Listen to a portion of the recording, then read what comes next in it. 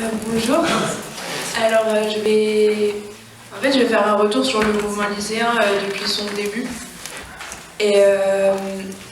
donc commencer par dire qu'en fait, le mouvement lycéen,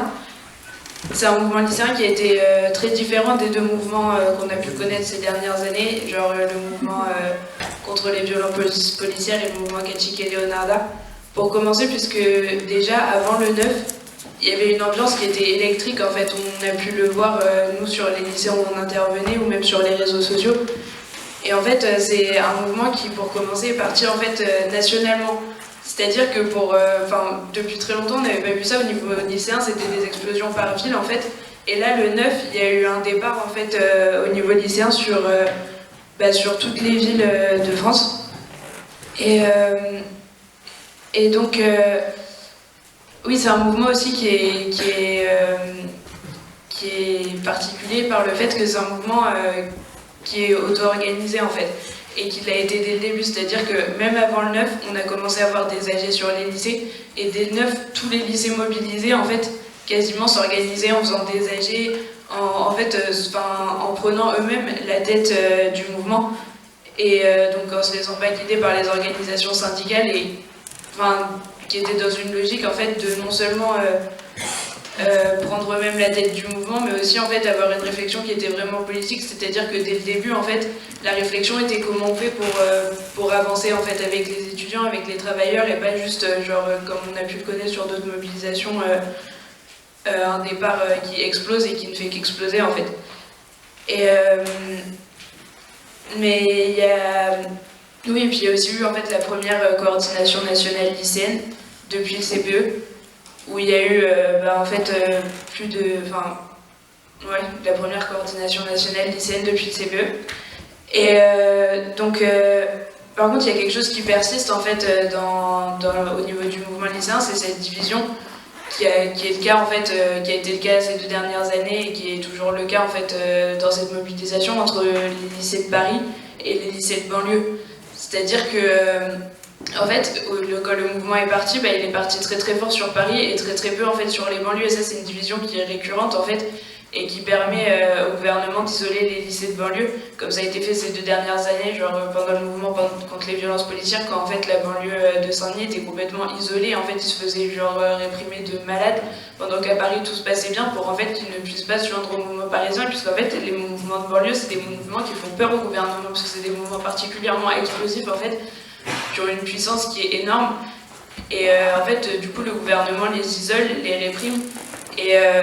donc en fait, ce qui s'est passé cette année, c'est que c'est pas parti très fort dans les banlieues, mais en fait, ça s'est réveillé là la dernière semaine avant les vacances, au moment où en fait le mouvement sur Paris commençait à s'essouffler. Et donc, c'est pour ça qu'il y a une nécessité en fait de se tourner vers eux, de 1 pour pas les laisser se faire isoler, de 2 puisque en fait c'est des mouvements qui en fait ont une puissance ouf. Et aussi puisque c'est eux, je pense, qui vont tirer vers le haut pour ce deuxième volet de la mobilisation, en fait, le reste du mouvement lycéen. Et en fait, cette idée de se tourner vers l'extérieur, en fait, elle est le cas plus en général dans le mouvement lycéen, qui reste, en fait, comme disait Elsa, pour le mouvement étudiant aussi, qu'un mouvement d'avant-garde. Il y a une tâche de massification, en fait, qui est énorme, qui reste à accomplir au niveau lycéen. Mais en fait, ce qui est intéressant avec cette avant-garde, c'est qu'en fait, c'est un peu l'émergence d'une génération qui est forgée dans la lutte, en fait. Qui est déjà, en fait, pour la plupart des lycéens, c'est pas la première mobilisation qu'ils connaissent, en fait. Ça fait, pour ceux qui sont depuis 3 ans au lycée, en fait, ils ont déjà connu 3 mobilisations. Ce qui est quand même assez ouf, en fait, dans un climat qui est aussi peu de lutte, avant en fait, cette mobilisation dans l'époque actuelle. Et c'est en fait une génération qui s'est forgée dans la lutte par rapport à une expérience concrète en fait, qui a été de déjà se frotter de 1 en fait à la répression, qui était en fait une génération qui toutes les semaines, une avant-garde qui toutes les semaines se faisait matraquer, se faisait gazer, en fait toutes les semaines revenait en manif et continuait à avancer et tout. Et aussi une génération qui commence à se dire mais en fait les travailleurs de demain c'est nous, et qui se retrouvent face à un système où en fait ils voient la précarité, ils voient le système tel qu'il est, et en fait, ils se disent, bah en fait, ça c'est notre futur, ça c'est ce qu'on nous réserve.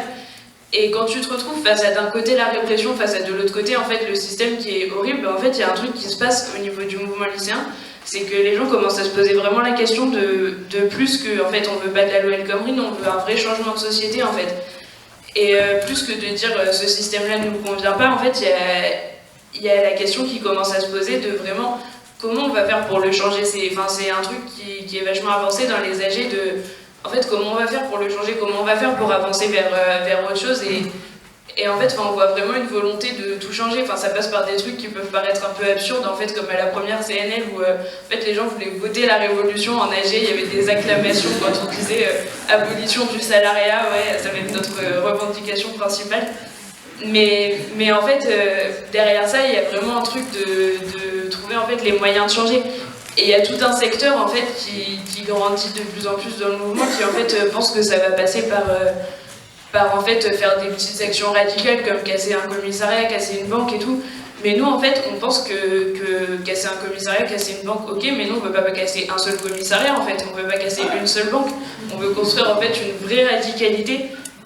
qui en fait en s'unissant avec les ouvriers, les étudiants permettent vraiment de changer le système. Et bah voilà.